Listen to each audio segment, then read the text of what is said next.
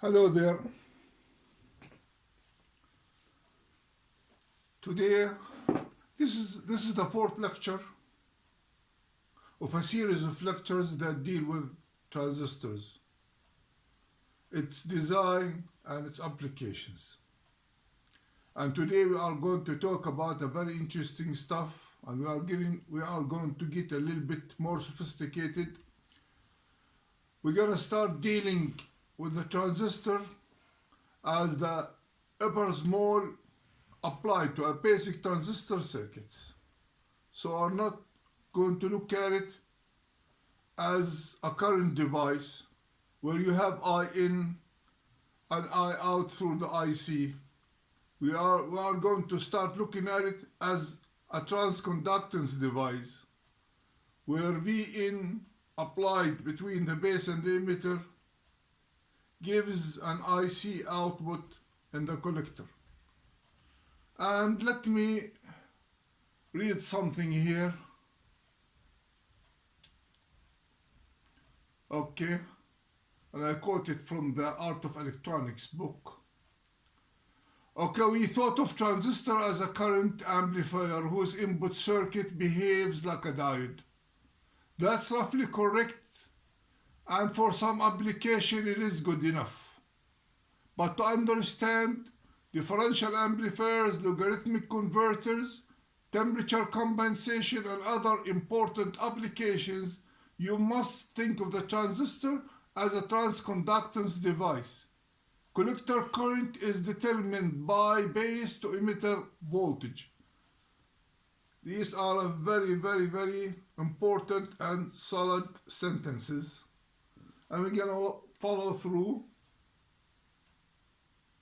what is written there. So what does that mean? That means this is the equation for IC, which is actually dependent on VBE. Okay? This is another way of writing it, where IC is equal IS, open the parentheses, E raised to the power of VBE over VT minus V1. And if you still remember what we said VT equals in the last lecture, lecture 3, that equals KT over Q. Okay? Where K is Boltzmann constant, T is temperature in Kelvin, and Q is the charge of an electron. And all of that equals around 25.7 millivolts at 25 degrees centigrade. Or we can say also that Q over T it equals, or T over Q equals 1 over 11,600. That's to simplify things. Okay? So T over Q equals 1 over 11,600.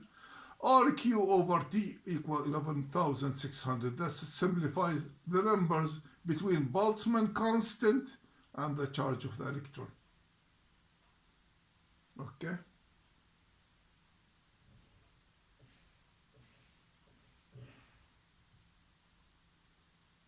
And here we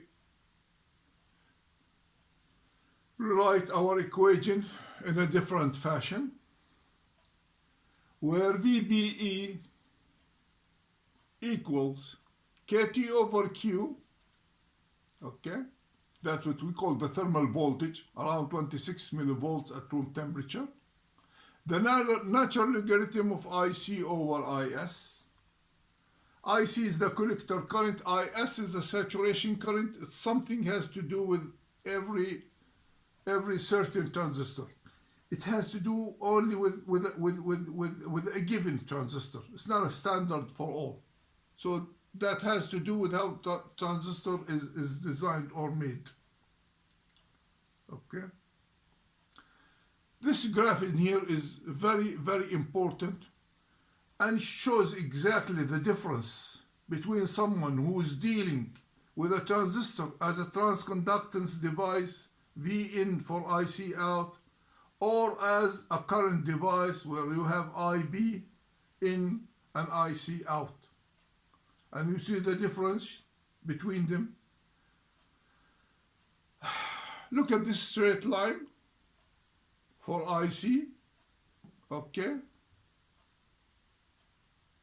When you have your IC in logarithmic, this scale is logarithmic for IC,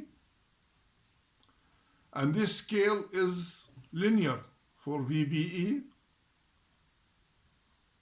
and you get your linear IC. Look how linear it is, because basically it's logarithmic in there, okay? So you get a straight line in here. While we look at beta and HFE and see how IB corresponds to IC, you see this fragmentation of lines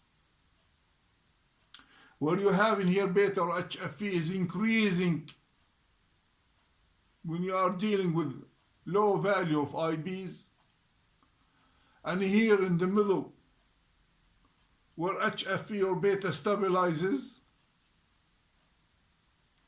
and here when HFE starts decreasing at a higher value of IC. At a higher value of IC, it starts decreasing. So HFE or beta basically starts increasing, stabilizes, then start decreasing as IC increases. Okay? So let's take a look at this in here, where you have around VBE 0.5, just a reference. It has nothing to do actually with what I'm going to talk about, which is the relationship between IB and IC. At this point in here, you have an IB of around 0.1 microamps, and that corresponds to a current of about, let me see what this is. This is 6, 7, okay? So that means 100 microamps. وين مضيعين بريك الشاي؟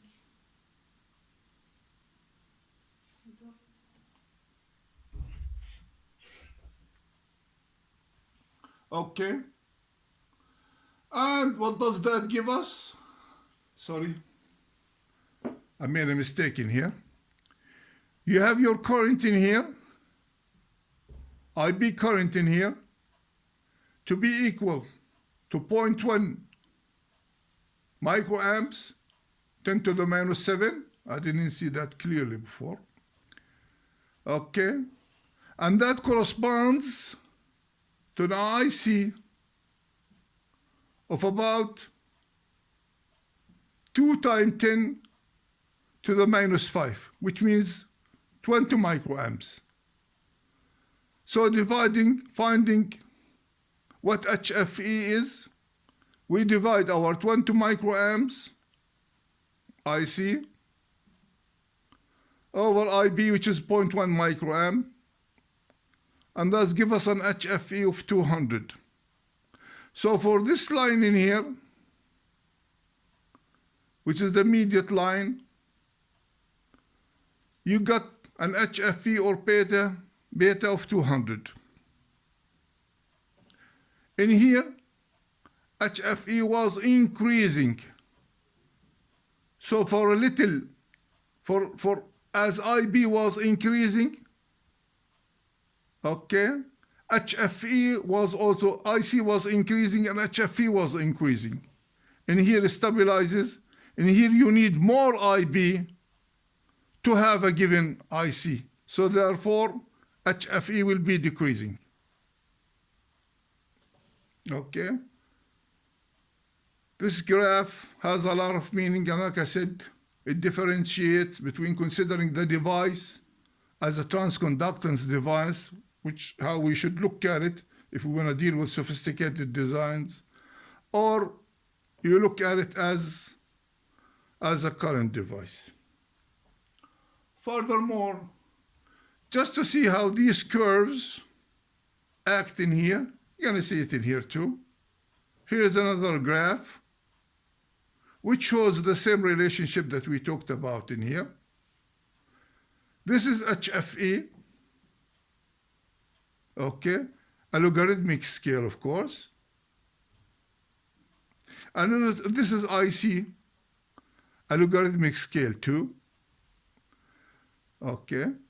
And we see how IC changes with how we see how HFE changes as IC increases, okay. And here it's increasing, it stabilizes in here, and start decreasing after that. And we have that long linear scale, by the way, in here, because you have this is a logarithmic, and this is a logarithmic scale. Let me see. Actually, IC is not logarithmic in here. No, it is logarithmic. So a logarithmic scale for IC and a logarithmic scale for HFE.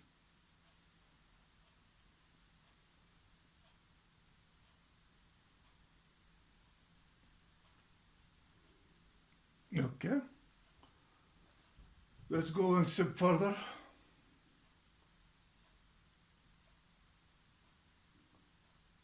We've seen this in the last lecture, but there is something we need to discuss here.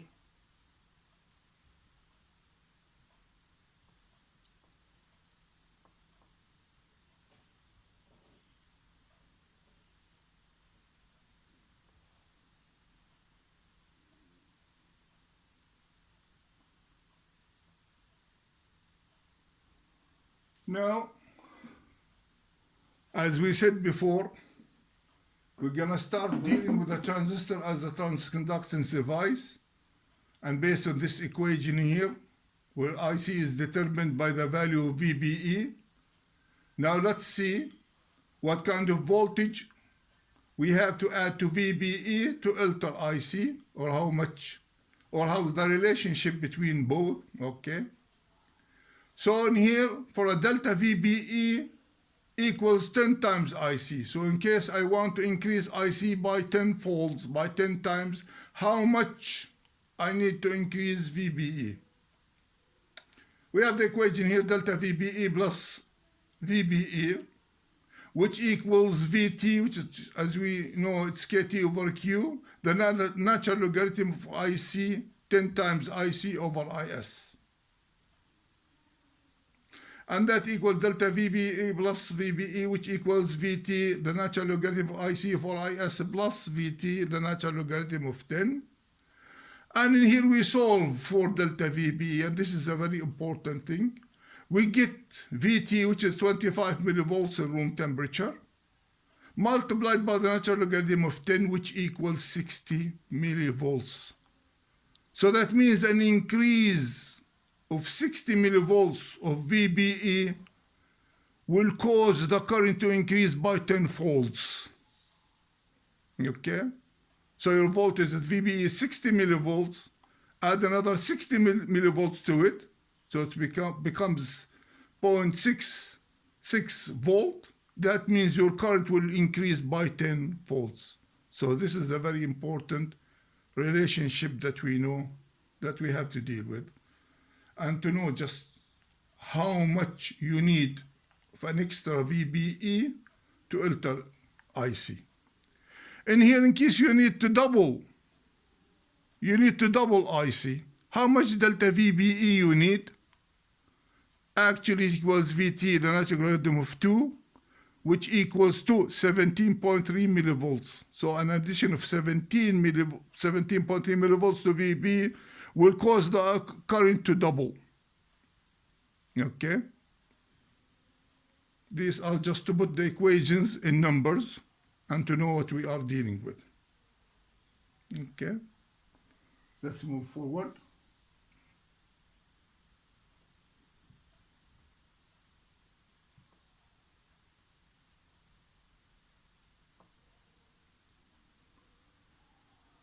Okay, I'm gonna start seeing some interesting stuff, some applications for that.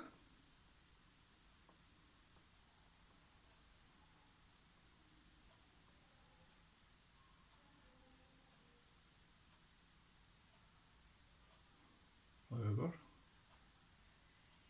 okay. Okay, let's see some applications.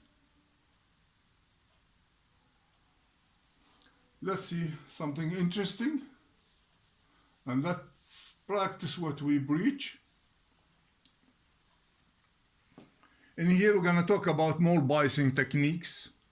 These techniques are very useful because this is how integrated circuits are designed using transistors. Knowing these basics will allow you to analyze the most sophisticated IC designs. Okay, then what do we see in here? In this circuit in here, we make the first VBE of Q1, okay, to program whatever you need in Q2 VBE. This VBE will program the second VBE, and let's see how this is done. Okay, let's consider the left Q1 first and its circuitry. And what do we have in here? We have a given VBE in here. It's around 0.6 volts. Let's say it's around 0.6 volts. We don't know exactly what it is, but let's suppose it's 0.6 volts. And you have the first IB going this way. And we always deal with electronic current going from lower potential to higher potential.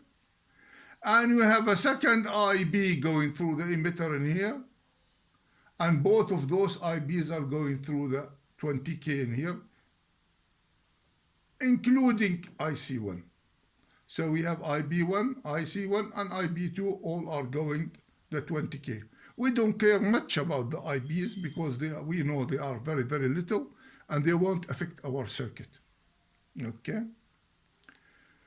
So what we got in here, the voltage in here is around 0.6 volt. You have it in here, 0.6 volt.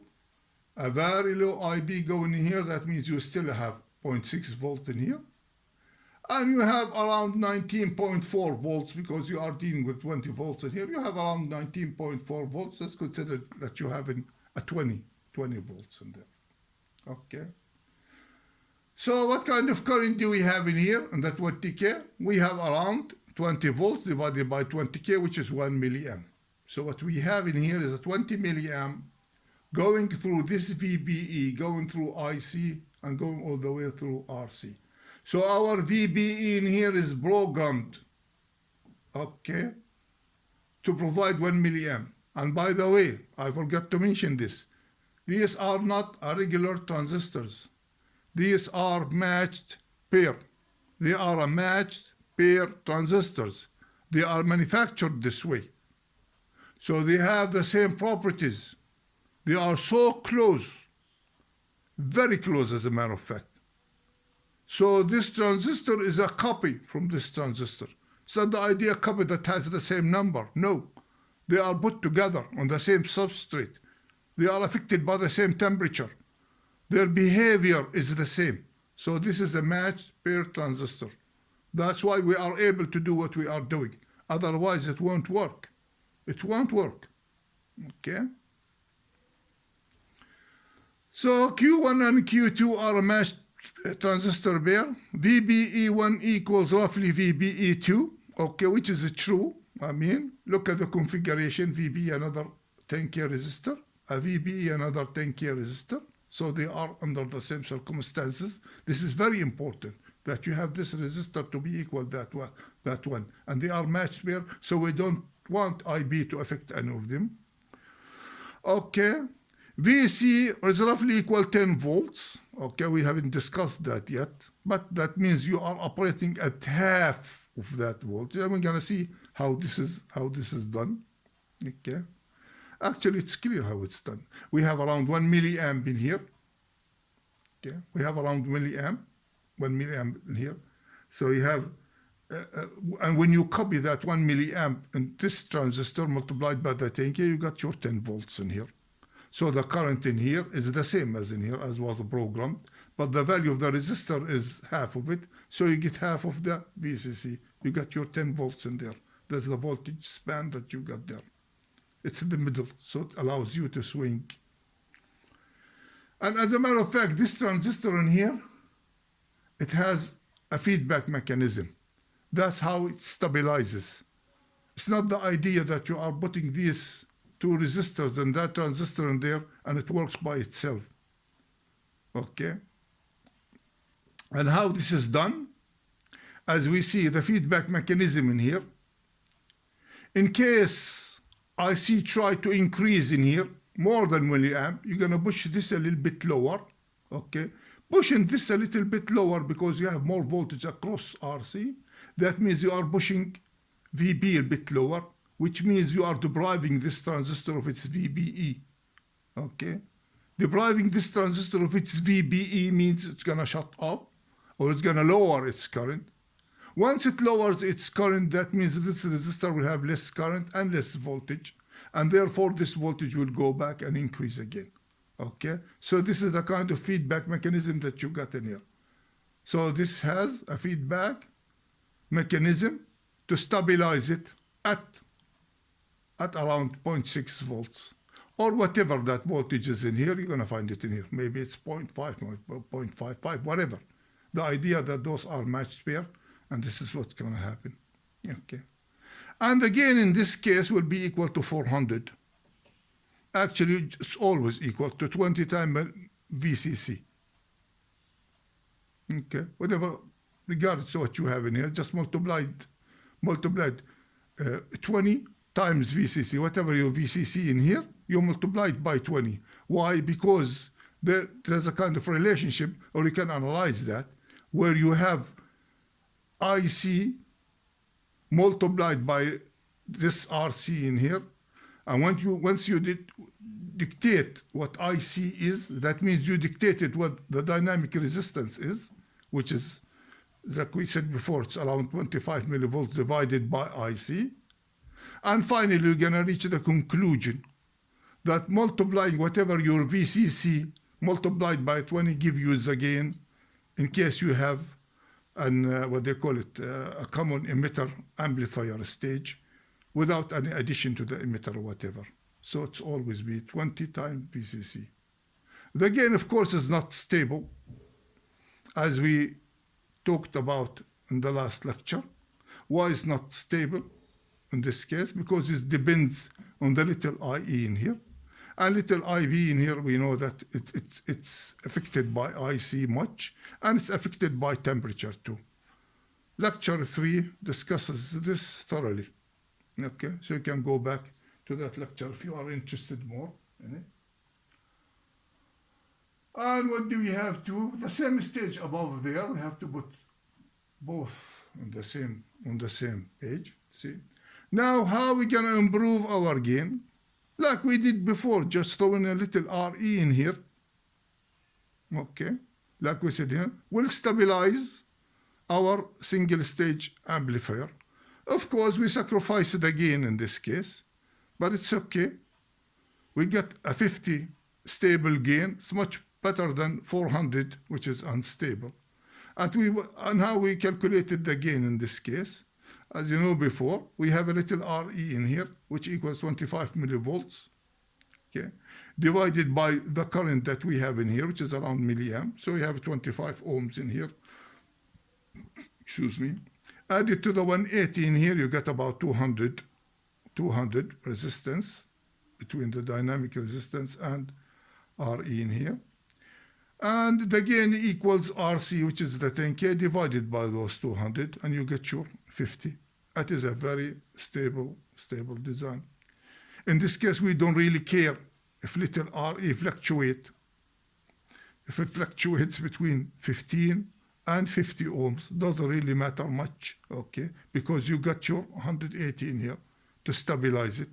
And we don't care also about the drift of temperature in a case like this, because you have your VE in here, which makes it very stable with temperature. So this is good biasing, and at the same time a very good and stable gain by just adding this to this side. Don't forget that we have another, you have to add another resistor to this transistor in here, okay, just to make it the same. So nothing has changed in this circuit actually, except throwing that 180 ohms in there to stabilize the biasing and to stabilize the gain. I mean, life can be very simple sometimes.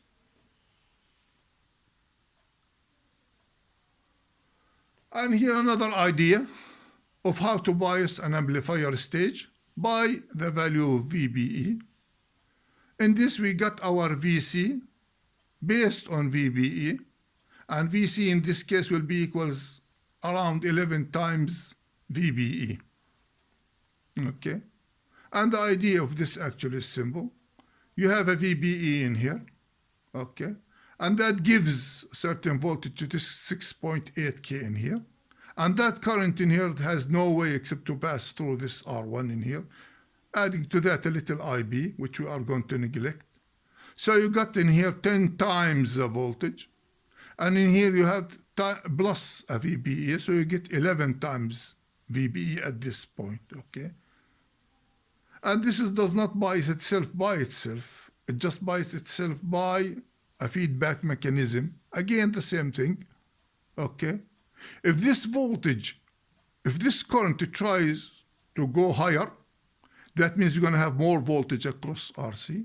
More voltage across RC will push this point down, which in turn will push this point down. And that means depriving VBE a little bit of its voltage. And that means shutting it off a little bit, which means lower IC current. And lower IC current means less voltage across RC, which means a higher voltage in here, okay? So you got a feedback mechanism in this. And added a little bit of information about the gain for a circuit like this, okay? And probably even simplified a little bit, like if it was an amplifier, we got your feedback in here, an inverting amplifier, 68K, 1.68K, so you got a gain of about -10 for a configuration like that. While open loop is around 320. And this is the feedback resistor that you got in here. And don't forget that the output in here is 180 degrees inverted from the input. That's why you got your feedback in this point. This point goes up, this point will follow it up, and that means increasing the voltage of VBE, which means by the end to increase the current. Increasing the current will push this point further though. So this is the kind of AC feedback that you got. So you got AC and a DC feedback in a single circuit. And you can improve or increase the gain of that circuit in there. Instead of having a -10 in here, you can increase it a little bit more by just adding a cap in here.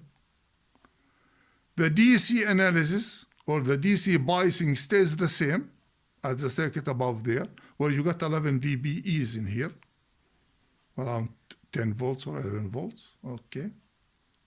You got your VC in here, as we had before. I know what the number was. It was 15, so it was around 7.5 volts. So you got your around 7.5 volts or 11 VBEs in here.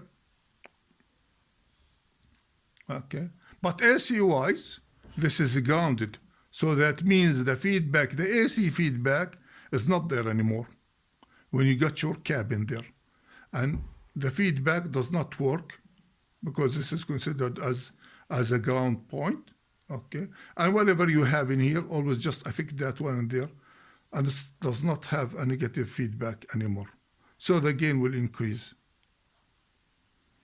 Okay, let's see what we have else. I think it's gonna look better and better. Now we're gonna start dealing with current mirrors and biasing of transistors. Okay, using the VBEs of other transistors. This is the introduction of integrated circuits using transistors and how they are designed. And this is the very, very basic circuit of that. Okay, where you always have a matched pair, and sometimes multi-pairs, as a matter of fact, multi-pairs. You have this transistor in here. We program the current in that transistor in there, and that one has to copy whatever current we programmed there. So Q1 programs, Q2 copies. How we do know which one programs? By simply connecting that VB to the collector voltage. That's how it's programmed. So what's the idea behind that? It's just to push or to just throw a resistor or current source or whatever to put some kind of thing to control the current of IC of Q1 that automatically will create a VBE, okay, that relates to that IC that you program. And to make this transistor copy whatever VBE that you have here to create an IC through its collector. So this is the idea. You program the current, you copy that current, and you put whatever load you got there. So this is a classic bipolar transistor matched pair current mirror. Current mirror, it's mirror, okay, one for the other. And let's see this in a circuit, in a very basic circuit. Another matched pair that we have in here. Okay. We throw our resistor in here. What do we have in here? We have a plus 15 volts VCC. And we have a 14.4 kilo ohms in here. So what we get around 0.6 that we get drop across this VBE, across Q1. So that it leaves us of around 14.4 volts divided by the 14.4K gives you 1 milliamp. So we programmed our VBE in here according to the 1 milliamp that we got through our IB. Okay. And the same transistor here, which is a matched pair of that of Q1, will copy that VBE, whatever it is, okay, and create an equal current of this IC in here. And you can put whatever load you want in here. Okay. And like we said before, as we discussed before, you're always going to have 2 times IBs, an extra IB. Sorry, you're going to have an extra IB in here. Because this one has its own IB, an IC going through IE. And at the same time, this one also will get its current, its IB, another IB. So this in here will provide 2 IBs. So that creates a little bit of error that we are going to neglect. Okay. What you have in here is you have an IC of Q1 and IB of Q1 and also another IB of Q2. So we have two IBs in addition through this resistor. Okay, that causes a little bit of error, or just to know how things act. And we talked before about the early effect, and now it's going to become visible. When you're dealing with accurate circuits, this becomes very, very important. Okay. Now, due to early effect, delta VBE, which equals, that's the equation for it, minus 0.001 delta VCE. So that means as VCE increases, okay, delta VBE will decrease. That's the idea, which is going to make the current, by the way, higher. We're going to see how this happens. So the fluctuation of VC always affects VBE. Okay. So if you have your VBE fixed and the VC increases, that means you're gonna start having more voltage on VBE, which will increase its current. And we're gonna see how the relationship happens through this graph and through other analysis.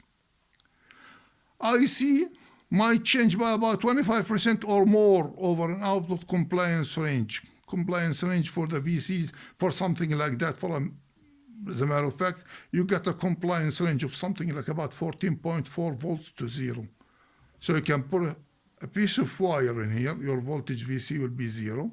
Or you can put a full load in here of around 14K where you get your voltage in here. So the span voltage for a circuit like this, for an example, is around 14 volts. That's the span. So you got about 25% or more change. And we haven't considered the temperature, as a matter of fact, because the temperature will affect both of these transistors. I mean, all they are degraded with temperature by 2.2 millivolt per degree centigrade, but that makes no difference because they are both built on the same substrate and they are matched and they are subject to the same temperature. Okay, so that means you got about 25%. IC might change by 25% over the outcome compliance range for VL will equals between 0 and VCC. This is a bad news, by the way. Let's see how this is played. This graph, as a matter of fact, says whatever we want to say. And here you have your VBE fixed as 0.6, 0.62, 0.64. It shows how much VBE is increasing and what is the effect of changing VCE on that, okay? So let's consider this for an example, okay? When VCE is increasing, okay, IC will also increases. Note that, okay? But in here you see this clearly. When VBE is around 0.64, an increase of VCE, okay, means that you have more VBE or more voltage on VBE, which means more current. So for a fixed VBE, an increased IC, you're going to have more increased VCE, you're going to have more IC. So as you fix VBE, change VCE, you're going to start having more current. This is the idea behind the early effect. Okay, so that clarifies whatever we used to talk about as an early effect, probably in lecture 2 and lecture 3. And let's see what we have, what else we have in here. Let me see. Oh, I think this is a very good time. I believe this is a very good time to stop our lectures here.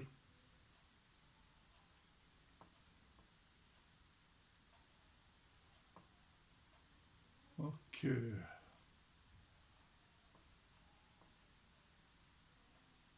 Yep. I think this is good enough for us for today. I think we need to stop at this point and we go further with more biasing techniques. We go further with more current mirrors, not for a single stage, but for multiple stages. And we'll go further with our lecture. This is the 4th lecture of our series. I believe I still have about 5 or 6 more to conclude the subject. Okay, I think this is a good time to stop here. Thank you for watching and have a nice day.